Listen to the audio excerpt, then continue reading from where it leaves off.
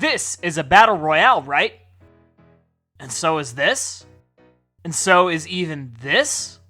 The Battle Royale genre of video games can be surprisingly diverse, which makes sense as this genre was born from mods of other games like Arma 2 or Minecraft.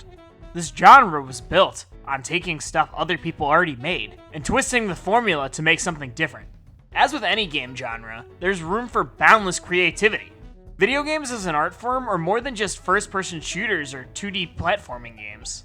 Genres are just ways we can organize abstract mediums. Just like how Jawbox and Pierce the Veil don't sound anything alike, but both are considered post-hardcore bands,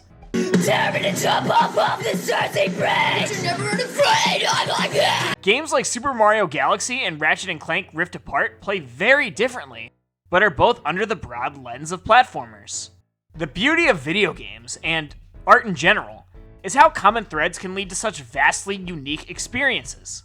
While I don't want to generalize, as not every game is like this, but there's a moment in almost every Battle Royale game that frustrates me to no end. And it's especially prevalent in the genres, heck, the whole industry's most popular games.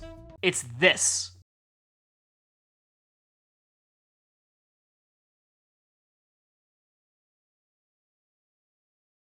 And this.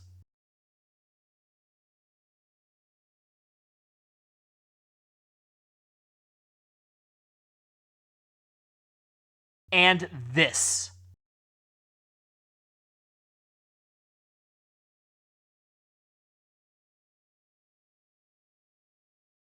Are these video games, or are these just walking simulators?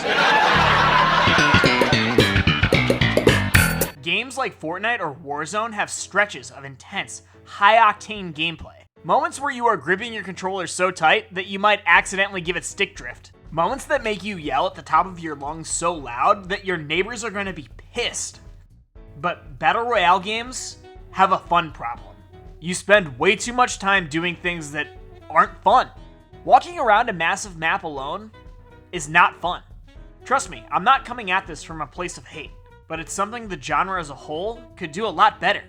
And the company that's doing it better, the one that's known for incredible online games, is Nintendo? Enter the February 2019 Nintendo Direct. A young clump watching with his friends sees a Tetramo on the screen and jokingly says, "A Tetris Battle Royale?" His friends laugh, and Clump feels a sense of pride for making such a hilarious and relevant joke. Then the game is revealed. Tetris 99 launches later that day. I downloaded it almost immediately. Playing it for the first time opened my eyes to what a Battle Royale could really be. No looting, no hitting trees with a pickaxe, no lull in gameplay. It was intense from start to finish.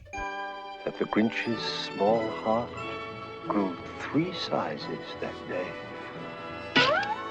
Tetris 99 is one of the best Battle Royale games ever made because the core gameplay loop is fun, even when you aren't fighting anyone.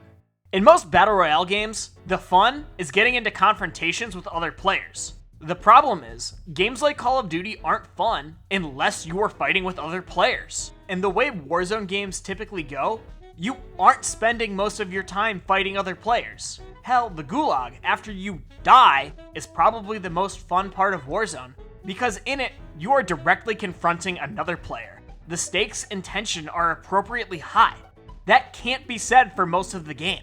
In Tetris 99, you're playing Tetris. Tetris is one of the greatest games of all time. Tetris is fun. Whether it's in puke green on the original Game Boy or in stunning 4K insanity. Seriously, Tetris Effect is just insane. Tetris is the platonic ideal of what a video game should be. It's easy to learn but hard to master. It has tension.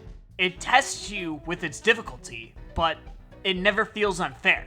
It's a perfect puzzle game. Adding 98 more players to the game just makes the chaos that much more palpable. A more normal version of Tetris can start off a little more methodical. While the blocks are still falling, they are pretty slow and it gives you, the player, time to plan out your approach. That all goes out the window in Tetris 99. If you take too long before placing your first few blocks, other players are going to eat you up and eliminate you before you can even get your first line piece. Your intensity starts at 100 right away, and it never goes down. Even if others aren't attacking and you aren't targeting specific players, Tetris still looms. The blocks drop faster.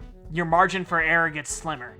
One wrong move and it's all over. One wrong move ends all Battle Royale games, but in Tetris 99, the time spent before that is more than just a first-person walking sim.